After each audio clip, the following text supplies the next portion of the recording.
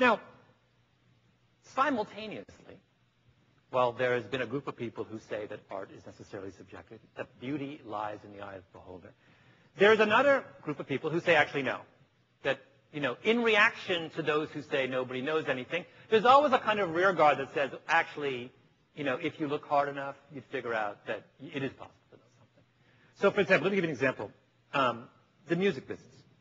Talk to the head of a record company, and you tell that person, ask that person, do you know whether something is going to be a hit? They'll always say the same thing. They'll say, well, I have a gut feeling about it, but if I'm perfectly honest, I'll tell you that I'm usually wrong. In fact, we're all usually wrong, and it's almost impossible to predict what the public is going to like in a piece of music at any given time. Right? They believe in their heart of hearts at the end of the day that what they do is they're trying to navigate the unknowable in their business. Well, in the last couple of years, there's been an upstart movement that has arisen. And this is a group of people who say, actually, that's wrong. You actually can predict hits. I went to see, when I was writing the story, I went to see this guy a guy called Mike McCready, who runs a little company at Union Square called Platinum Blue. And Platinum Blue is based on a software program. And what this software program does is it measures the mathematical relationships among all the structural components of a song. So, melody, harmony, beat, tempo, rhythm, octave, pitch, chord progression, cadence, sonic brilliance, on. Anything that can be measured mathematically in a song, they measure. And on the basis of analyzing those relationships, they come up with a kind of mathematical signature of a song. And they say that if you know the mathematical signature of a song, you can predict its likelihood of becoming a hit, that is, of reaching the top 30, Billboard top 30. You can do that with about a success rate of about 80%. So I go to see McCready, and he's got this big loft office, and he just sits me down in front of his laptop, and on the screen is what looks like a cloud. And what that is he has measured the kind of mathematical signature of thousands and thousands of songs, and they are, each song is a point in this cloud, and every song is a different mathematical signature, right? So you just see this huge mass, because every song is different in some way.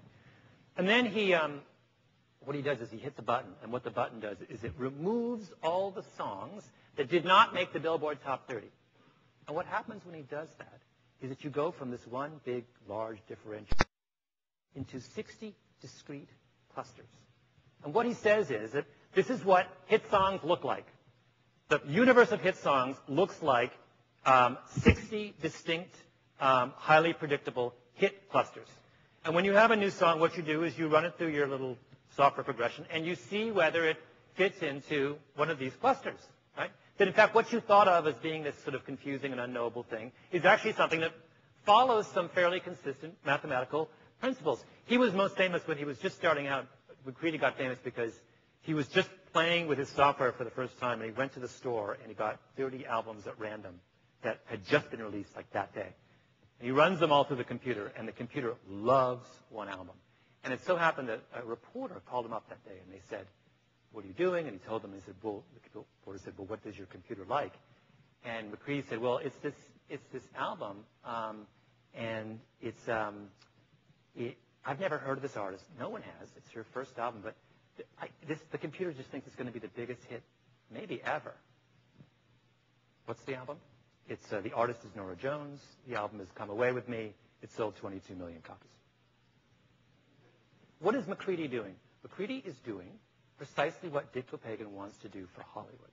Right? The simplest way to explain what Dick Copagan set out to do is that he looked at people like McCready and said, I can take that approach and I can apply that to movies.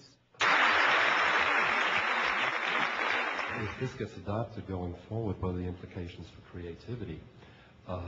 Also along the lines of the music clusters, clearly all 60 of those didn't exist simultaneously at the beginning of time, so to speak. Clearly new clusters over time get created. How are those identified? And in this kind of applied mechanics of taking this approach to product development, how will you ever find these new creative things, and will they be totally repressed and never come to the fore? A very good question. And I have a couple of things to say. Let's be clear that I have no idea whether this thing works. I mean, it sounds like it does, but I don't know. And whether or if it does work, whether it will keep working, which is the question you're getting at, and I think is a very good one, that our tastes are sufficiently fluid that is it the case that formulas that are successful in the past will be successful in the future? Now, what the epigogics guys will say is, that's absolutely right, which is why we keep changing our formula, A. But more important, they will tell you, we don't pretend to predict everything. That there's always going to be outliers that are really significant that we're not. So they say that we'll never be able to tell you that you've got a $10 million film that will do $200 million. So Big Fat Greek Wedding, they're not going to. What their sweet spot is the $50 million standard Hollywood drama or comedy. That is, to begin with, fairly formulaic, and everyone realizes it's formulaic. Boy meets girl, right? They can do boy meets girl. Bad guy, heroic villain, or heroic spy. They can figure that out for you. To the extent that you are consciously being formulaic, they'll help you be better at being formulaic. On the music thing, it's funny. I tell those two stories simultaneously. There are some interesting differences. McCready is quite adamant that what he has done is tapped into something absolutely universal about the human brain. So he says he hasn't just limited his analysis to pop songs from the last 30 years. He's got Beethoven in there. And he'll tell you that Beethoven's best song is in one of his hit clusters. And the stuff by Beethoven that no one listens to isn't in it, right? So he says, again, who knows, right? I haven't done this analysis. I find it kind of fascinating. I'm a little bit skeptical, but not enough that would stop me from writing a story about it. That he thinks that there is something, he's tapped into something profound about the way our minds work and the way that our brains register pleasure.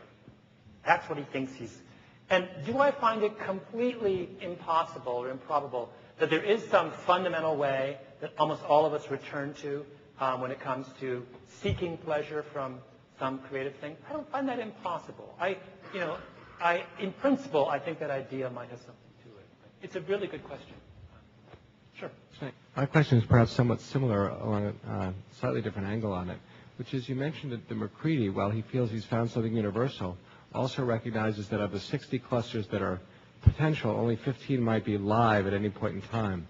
I wonder if the movie guys have used any of that same sort of time series thinking to notice that certain types of movies or certain opportunities may come at a certain time and not at others.